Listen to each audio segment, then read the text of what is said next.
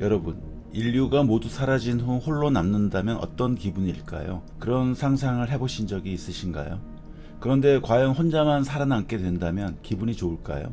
2차 세계대전 후 기분 좋은 파멸이라는 SF 장르가 크게 유행한 적이 있었습니다. 이 장르는 파멸 속에서도 거뜬히 살아남은 주인공들이 낯설게 변한 세계에서 모험을 즐긴다는 줄거리를 갖고 있습니다. 그런데 실제로 핵전쟁이나 해성 충돌이라는 재앙을 맞게 된다면 그런 여유가 생길까요? 홀로 남게 되는 것이 오히려 더 고통스럽지 않을까요? 아무튼 종말은 아직까지도 매우 인기 높은 작품 소재입니다. 수많은 소설, 영화 속에서 그런 끔찍한 세상이 아무렇지도 않게 그려지고 있죠. 작가들이 그렇게 세상의 종말을 즐기는 바람에 이제 아포칼립스는 통째로 클리셰 취급을 받기도 합니다. 그럼에도 아포칼립스 작품이 계속 쏟아지는 이유는 그만큼 많은 사람들이 지금 살고 있는 세상에 불만을 갖고 있기 때문인지 모릅니다. 망하는 것이 전혀 이상하지 않은 현실, 그리고 사회 현실에 대한 불만이 문화적 아포칼립스의 동력인지도 모른다는 뜻입니다. 아울러 핵무기를 비롯해 기후위기, 새로운 전염병, 인공지능 등 세계를 끝장낼 수 있는 위협 요인들이 계속 늘어나는 것도 이 장르를 풍성하게 만들고 있습니다. 사실 포스트 아포칼립스를 표방하는 작품이라면 그냥 세상은 망했다로 시작돼도 전혀 이상할 게 없습니다. 지금 이 시대의 불안한 현실이 이를 뒷받침해주고 있으니까요. 물론 누군가는 살아남아 있어야 종말 후의 이야기가 시작되겠죠. 그 누군가는 기분 좋은 파멸 장르에서 이미 보여주었던 것처럼 아포칼립스에서 홀로 남고 싶다는 인간의 보편적 욕망일 수도 있습니다. 참고로 얼핏 비슷해 보이는 디스토피아와 포스트 아포칼립스의 차이점을 알아보겠습니다. 디스토피아는 절망적 세계, 즉 나쁜 세계를 가리키는 용어죠. 반면 오늘의 주제인 포스트 아포칼립스는 그 절망적 세계조차 사라진 무에 가까운 상태를 말하며 그 폐허 위에서 이야기가 펼쳐집니다. 물론 넓게 본다면 포스트 아포칼립스도 디스토피아의 일부라 할 수 있습니다. 작가의 입장에서 포스트 아포칼립스가 끌리는 이유는 모든 게 다 없어졌기 때문에 마치 백지의 그림을 그리듯 마음대로 상상력을 펼칠 수 있다는 겁니다. 또한 아직 폐허 더미 밑에 남아있는 기계 부품 같은 현대 문명의 잔재들로 마치 앤디 워홀의 작품 같은 익숙하면서도 낯선 것들을 창조해낼 수도 있습니다. 그것은 마치 자본주의 대도시로 상징되는 지나간 문명에 대한 야유처럼 느껴지기도 합니다.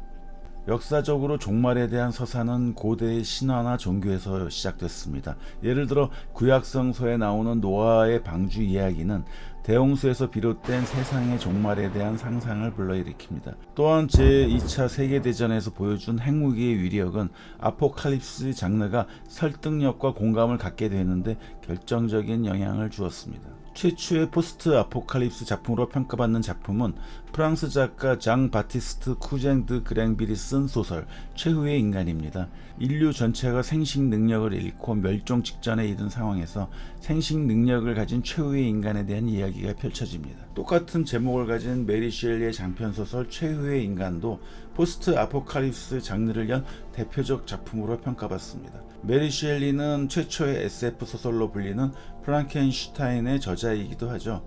1826년에 쓰여진 최후의 인간은 21세기를 배경으로 역병이 퍼져서 인류가 절멸한 후 홀로 남은 사람의 이야기입니다.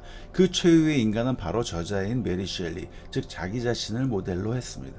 제 기억 속에 인상 깊게 남아있는 포스트 아포칼립스적인 분위기를 가진 작품은 카렐 차펙이 1920년에 쓴 희곡 로숨의 유니버셜 로봇입니다.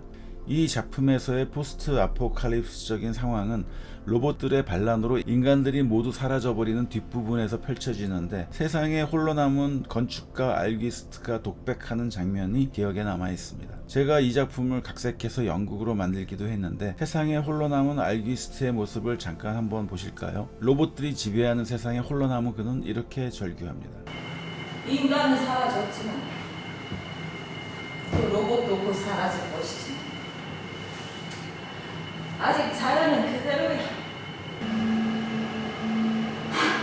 뭐야? 어떻게 아직 별들이 있는 거지? 사람들도 없는데 별들이 왜 떠 있는 거야? 무슨 짓이야? 왜 저 별들을 다 받아들이지 않으시는 겁니까? 여러 작품 속에서 인류는 수없이 멸망하고 멸종됐지만 다행히 아직 그런 일이 실제로 벌어지진 않았습니다. 그러나 미래도 그러리란 보장은 전혀 없습니다. 당장 코앞에 닥친 기후위기만 해도 이미 미래의 아포칼립스를 희미하게 보여주고 있다고 생각합니다. 이제 영화나 소설 속에서 인류의 멸망을 부른 것이 과연 무엇인지 그 대표적인 것들을 살펴보겠습니다.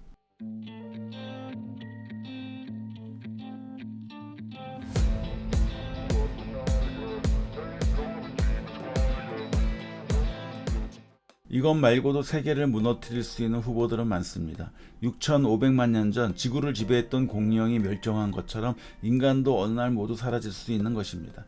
예술이나 대중문화 속의 아포칼립스는 그런 사실을 경고합니다. 그런데 그러한 경고를 대부분의 사람들은 심각하게 받아들이지 않습니다. 너무나 많은 아포칼립스 작품들이 문화적으로 소비되면서 생겨난 부작용으로 여겨집니다. 이제 인류 종말은 대표적인 문화적 클리셰로 치부될 정도입니다. 그러면서 사람들은 점점 신경이 무뎌지고 있는 것 같습니다. 좀 전에도 말씀을 드렸지만 최근 기후 위기에 대한 사람들의 인식을 보면 공신력이 있는 기관에서 인류가 벼랑 끝에 다다랐음을 경고하는데도 어쩐지 무덤덤해 보입니다. 영화 돈 룩업에선 인류를 멸종시킬 거대한 혜성이 지구를 향해 날아오는 것을 뻔히 알면서도 무관심한 대중의 모습을 볼 수 있습니다. 설마 진짜 무슨 일이 나겠어 하는 집단적 의식에 사로잡힌 인간들은 도무지 하늘을 올려다볼 생각을 하지 않습니다. 그러다가 결국 파국을 맞게 되죠. 그와 같은 파국이 실제로 일어난 후 지구는 어떤 모습일까요?